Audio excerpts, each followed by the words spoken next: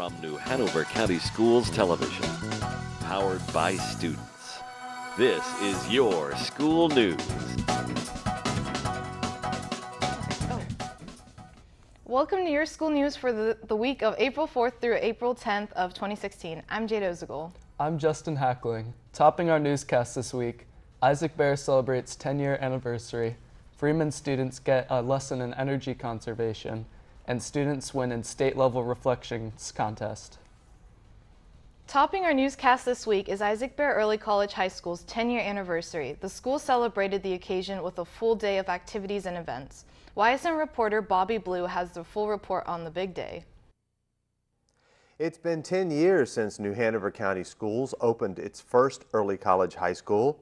As a partner in the North Carolina University System and the North Carolina New Schools Project, Isaac Bear Early College High School began its early life in the old Snipes Elementary School. And the setup of the school just logistically provided a lot of challenges as far as the little kids being there and were sectioned off from us to the buses. I had big boys sitting in like first grade desks. Those foods were for elementary kids, which is a smaller portion than it is for high school. And then we were more yellow buses than I think I've ever ridden. Today, Isaac Bear is housed in a modular building on the outskirts of the UNCW campus. It has an enrollment of 225 students, with close to 50% of them being first-generation college students. To celebrate all the school's accomplishments, the staff and students held a full day of celebratory events. It started in the morning with past principals and liaisons sharing their experiences in the history of Isaac Bear. 10 years ago, we actually met in the Myrtle Grove Library, and that day I met Suzanne for the first time along with Marty Shigerick and Sherry Broom. And on that day, we had a giant stack of applications of all the first round kids who had applied to Isaac Bear. And we sat as a team and discussed about what our school was potentially going to look like. And our first day together, we read a bunch of essays and we scored a bunch of rubrics and picked those original 100 kids. And it was an experiment. In the afternoon, the school hosted a luncheon exclusively for their partnership stakeholders. Later, those stakeholders were able to experience a day in the life of an Isaac Bear student.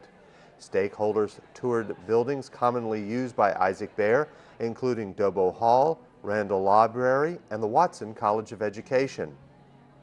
In the evening, the 10-year anniversary celebration kicked into high gear with a casual gala-style event featuring video clips of Isaac Bear alumni highlighting where they are now, as well as a chance for many alumni to come home and connect with old friends and teachers. I think that's amazing that we've come this far, really. I know some of the first people who graduated, and I know that a lot of people who graduated from Isaac Bear are doing very well right now. There's a girl that's going to Harvard, Megan Chang, she's going to Harvard now, and there's we have like a famous artist that's an alumni, George Pachetsov.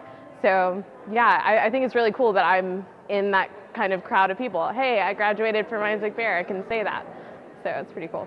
The anniversary celebration also featured an exciting silent auction as a student fundraiser for this year's senior class gift. It was an exciting time for those who have been involved with the school's growth and those who are piloting its future. Reporting for Your School News, this is Bobby Blue.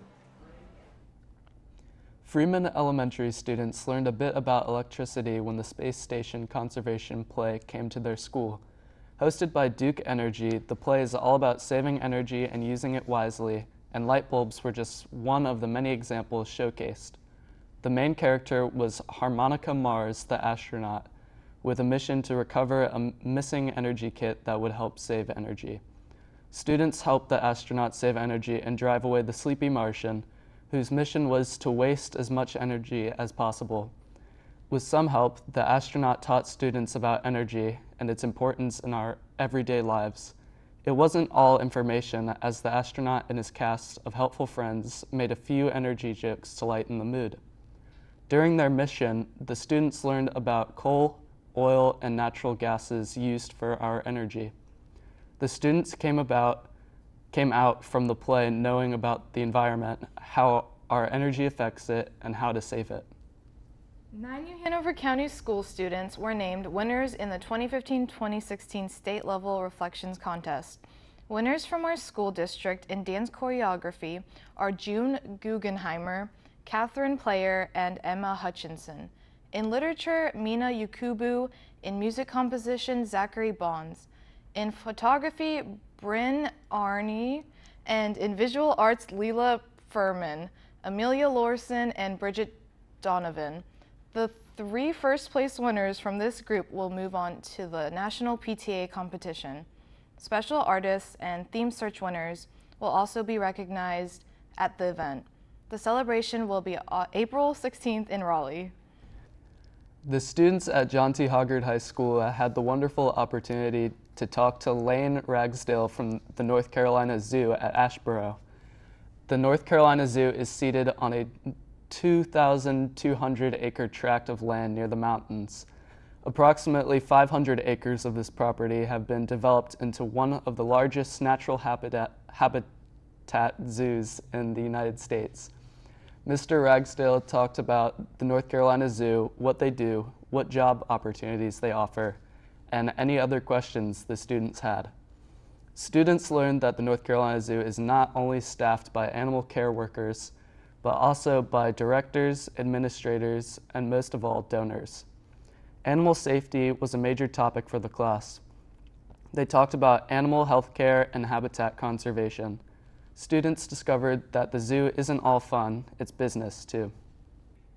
Finally, the 4th annual Teacher Trot 5K race and fun run, presented by Hendrick Toyota of Wilmington, is Saturday, May 7th.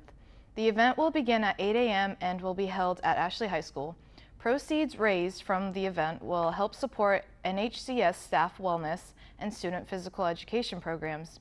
Registration costs are $25 for adults and $15 for students. Race day registration will be $30 and will begin at 7 a.m. at the Ashley track. To register online, visit the school system's website at www.nhcs.net and click on the Teacher Trot icon.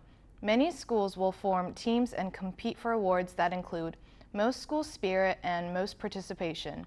In addition, awards will be given to the top 3 finishers in the following categories: age groups, best overall, and teams. Now, when your school news continues, we have an exciting lunch menu forecast. Plus, coming up in 60 seconds, we'll have reports on Murray Middle School students discover the reality of money, Laney students learned about careers in the field of public safety, and the countywide Battle of the Books competition crowns a winner.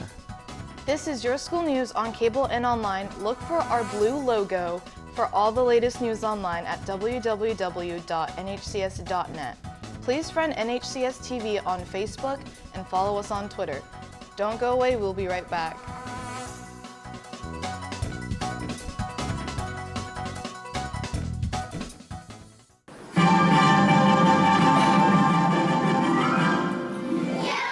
Avast, landlubbers!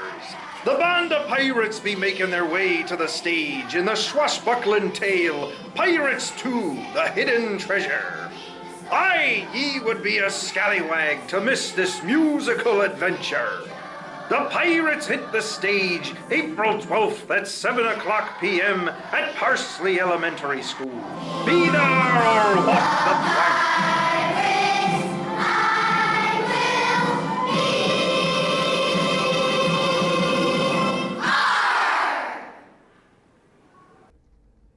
Welcome back to Your School News.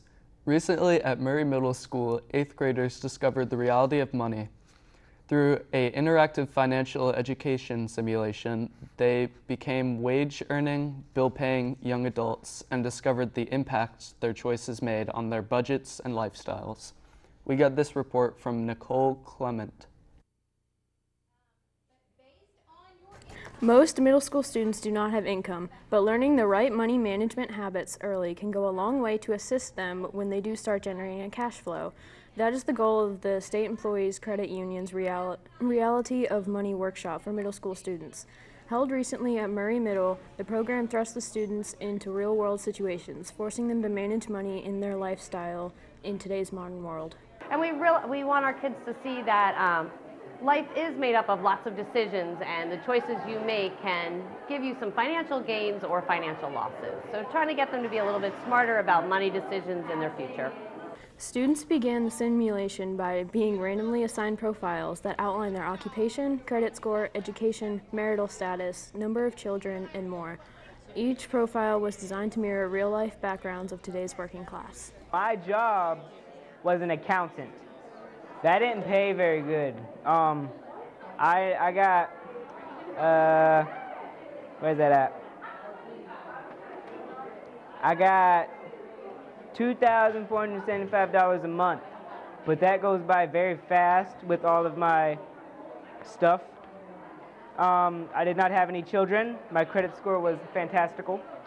I didn't have any children, didn't have a wife, so I didn't have to pay for childcare, so that I deducted some money off of my entire score. The Reality of Money event revolved around different life stations where the students went to make payments for housing, transportation, groceries, childcare, and clothing. Students during the workshop discovered the differences between gross income and net income. They were forced to keep records of withdrawals, deposits, and overall balance. The Murray students quickly began to learn they must know where the money is coming from and where it's going. Life is very difficult, especially when it comes to income, bad credit, and just kids generally deduct your amount of money you have, and it makes it difficult to, live. It makes me think about, instead of just getting a high school diploma, about going to a 4-year university or college so that I can get a better job and so that I can have better opportunities and have a better life. Well, some people don't have, like if you have bad credit, everything's more expensive, so it's really important to have good credit. So that's like a priority. I had entertainment and houses. I had to get a second job. Yeah, it was hard. I didn't get to graduate high school, so I had to get a second one. During the event, students learned the value of living below their means and the value of maintaining a good credit score. Lessons like the reality of money can be key drivers for future financial success by teaching the important factors of financial stability. Reporting for Your School News, this is Nicole Clemente. 8th grade students at DC Virgo took a field trip to the Cape Fear Museum to explore the mathematical constant known as pi. The students explored all the pi exhibits, discovering the different mathematical equations involving pi.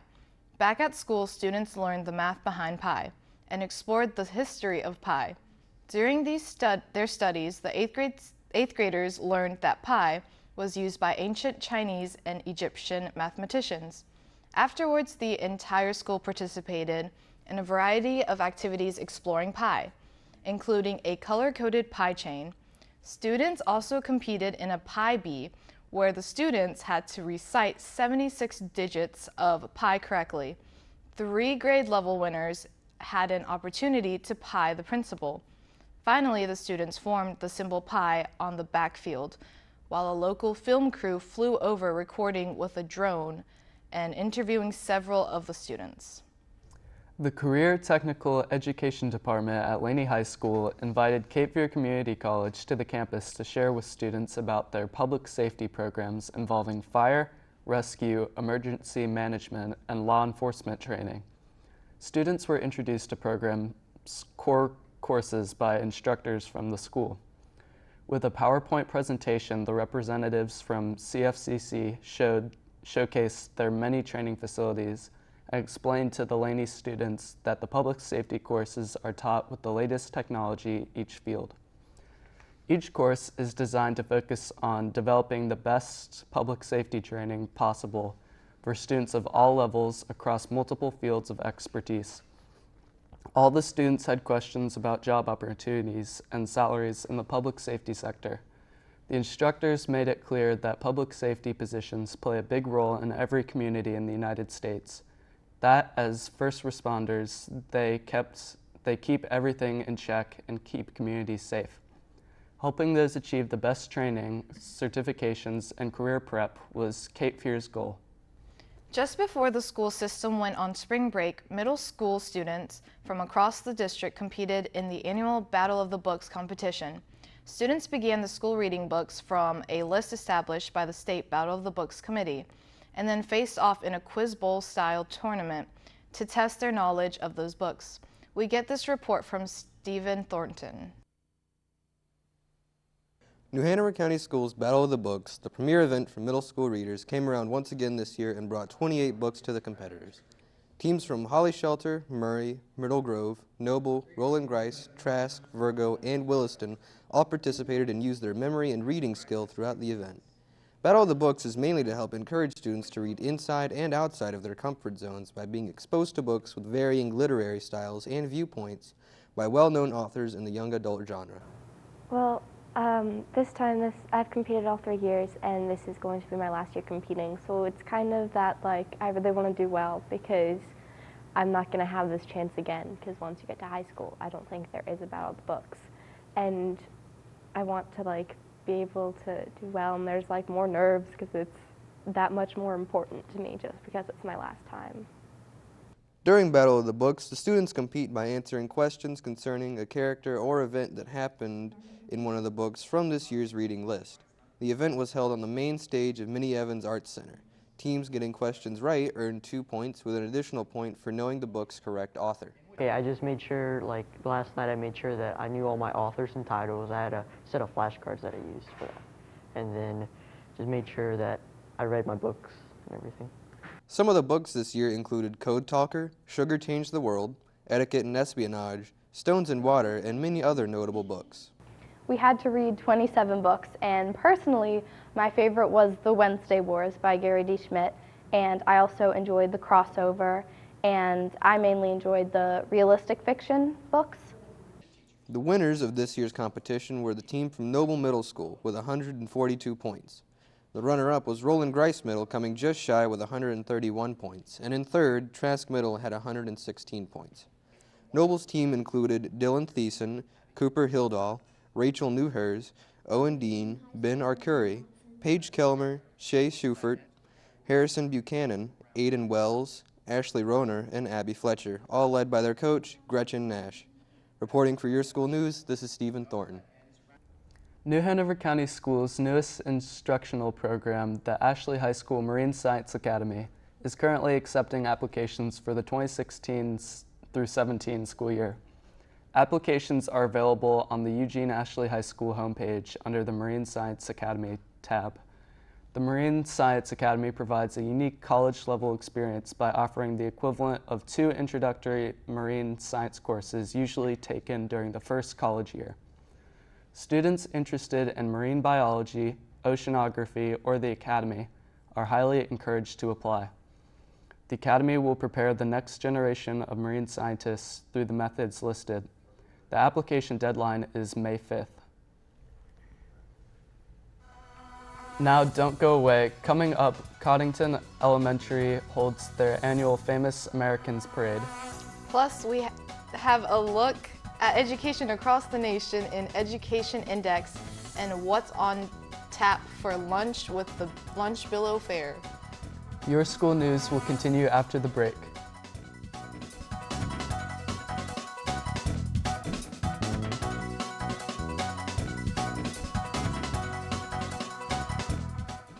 Hey, did you know 2.4 million loving cats and dogs in shelters and rescues need our help to find a home? Let's go to theshelterpetproject.org and meet if you are in a shelter near you. Harlow, oh, she's one great listener and loves to hear all your stories. My kind of cat. Cerulo is a sweet, goofy boy who's eager to please. Sounds just like another dog I know. So go to theshelterpetproject.org, search your local shelters and rescues, and go for a cuddle with your next best friend. Adopt. Welcome back to Your School News. It's time for our Education Index, a look around the nation and the world at some of the top stories in education. Topping the index, In a 2016 national survey of college freshmen, the number of students who say they will major in education has reached its lowest point in 45 years.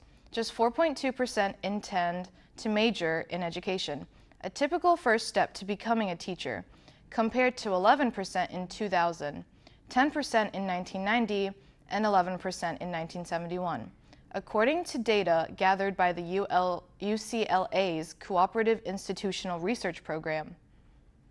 Next summer, in addition to textbooks, laptops, and double-strength coffee, Kansas college students will be able to bring something else to class: guns. By July 2017, all 6 state universities, plus dozens of community colleges and technical schools, must allow students to carry concealed weapons on campus. The reason for the change was simple: to make schools safer. While the move enjoys broad support in the Kansas legislature, it's a different story among the state's professors and administrators. Mike Williams, president of the University of Kansas Faculty Senate, says his colleagues are less worried about the possibility of an active shooter and more about accidents and simple disagreements escalating between armed students. Finally, students throw away your books because learning to read is no longer important. Instead, get out your number 2 pencils, because schools now only have about standardized testing. At least that's what you might believe if you only watch the first half of a new spoof video on the humor website Funny or Die. The video may be fun to watch, but it's also comedy with a message, promoted by the Public Policy Organization Center for American Progress, which has long supported the standards. Buried in the punchline is an attempt to dispel myths about what the standards actually do, which are give teachers some basic guidelines to help students get into college and get a job. And that's this week's Education Index, a quick look at some of interesting education stories from around the nation and world. Now don't go away, we'll be right back with the Lunch Billow Fair. This is your school news on cable and online. Look for our blue logo for all the latest news online at www.nhcs.net. Also check out NHCS TV on Facebook and Twitter.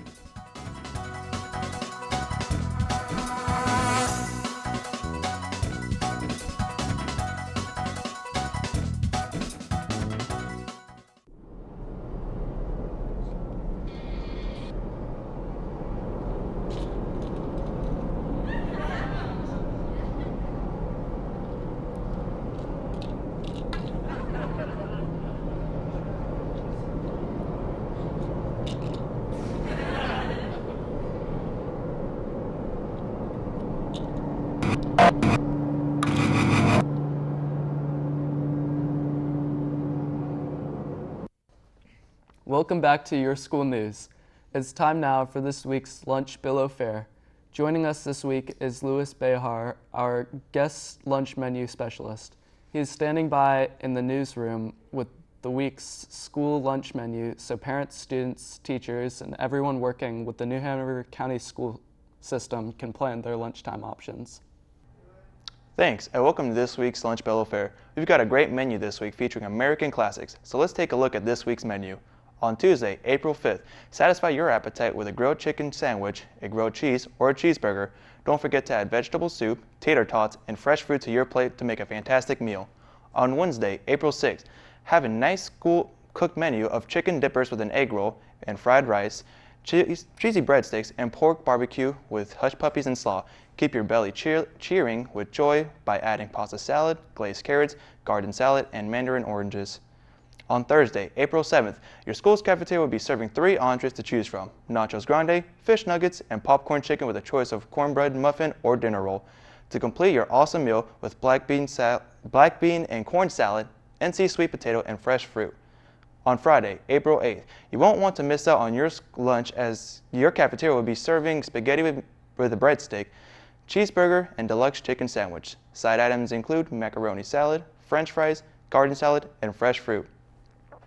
For this weekend's healthy tip, you want to remind everyone to eat about 2,000 calories a day to maintain a healthy weight. While calorie amounts can vary depending on body size and activity level, 2,000 calories can help most people keep their current weight. On Monday, April 11th, embark on a delicious journey by treating yourself to either a chicken filet sandwich, a lasagna roll-up with a breadstick, or some corn dog nuggets. Choose from an assortment of sides including black-eyed peas, garden salad, or diced peaches. Now recapping this week's lunch menu, on Tuesday we have a delicious cheeseburger, on Thursday we have a wonderful nachos grande.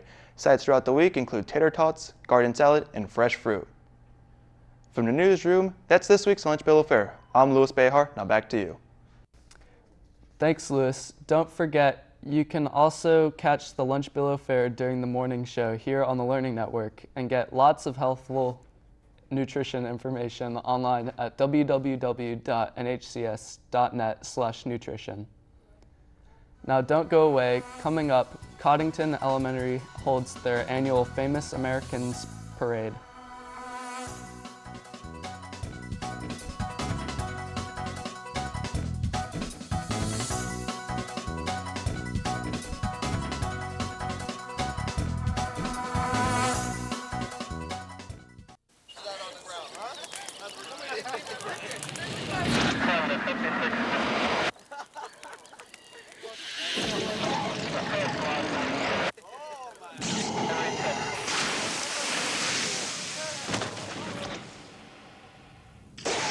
Each year, thousands are senselessly killed by people with no criminal record at all.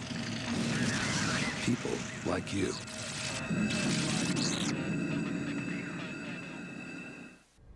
Welcome back to your school news. The first graders at Coddington Elementary had the awesome opportunity to be a part of a parade. Coddington students marched dressed as famous Americans through the school building for fellow students and thrilled parents.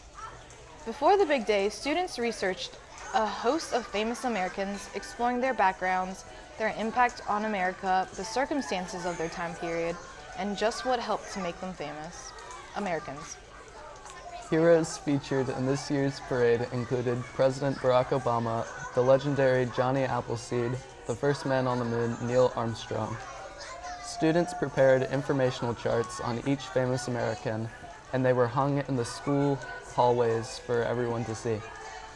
Both teachers and parents were very impressed on the vast knowledge the first graders knew about their American hero. The parade was followed by a musical presentation of patriotic songs in the multi-purpose room. Everyone at Coddington had a great time. Well, that does it for this edition of Your School News, recapping some of our main stories.